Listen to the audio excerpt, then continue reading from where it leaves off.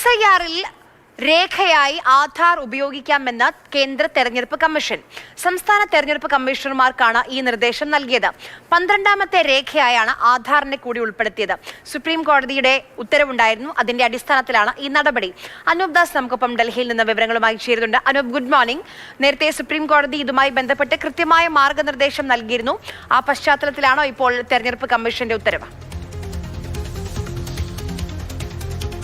അതെ, സുപ്രീം കോടതിയുടെ നിർദ്ദേശം ഉത്തരവെല്ലാം പരിഗണിച്ചുകൊണ്ടുള്ള ഒരു നടപടിയാണ് ഇപ്പോൾ കേന്ദ്ര തെരഞ്ഞെടുപ്പ് കമ്മീഷന്റെ ഭാഗത്ത് നിന്ന് വന്നിട്ടുള്ളത്. സംസ്ഥാന തെരഞ്ഞെടുപ്പ് ഓഫീസർമാർക്കാണ് ഈ നിർദ്ദേശം നൽകിയത്. അതായത് ഭാവിയിൽ SIR-ന് വേണ്ടി രേഖകളെ സംബന്ധിച്ച് തീരുമാനമെടുക്കുമ്പോൾ അതിൽ ആധാർ കൂടി ഉൾപ്പെടുത്തണമെന്ന് പറഞ്ഞിരിക്കുന്നു. നേരത്തെ ഉള്ള 11 രേഖകളിൽ പലതും സംഘടിപ്പിക്കാൻ വലിയ പ്രയാസം ജനങ്ങൾക്കുണ്ടായിരുന്നു, പ്രത്യേകിച്ച് ജനന സർട്ടിഫിക്കറ്റ് ഉൾപ്പെടെയുള്ളവ. അക്കാര്യങ്ങൾ ചൂണ്ടിക്കാട്ടി പലരും കോടതിയെ സമീപിച്ചതിന് പിന്നാലെയാണ് കോടതി ഇങ്ങനൊരു നിർദ്ദേശം, ആധാർ കൂടി പരിഗണിക്കണമെന്ന നിർദ്ദേശം നൽകിയത്. ആ നിർദ്ദേശം പരിഗണിക്കുന്നതോടുകൂടി SIR ഉൾപ്പെടെ ജനങ്ങൾക്ക് കുറച്ചുകൂടി കുഴപ്പമില്ലാതെ അവരെ ബാധിക്കാത്ത നിലയിൽ മുന്നോട്ട് പോകുന്ന ഒരു സാഹചര്യം ഉണ്ടാകും.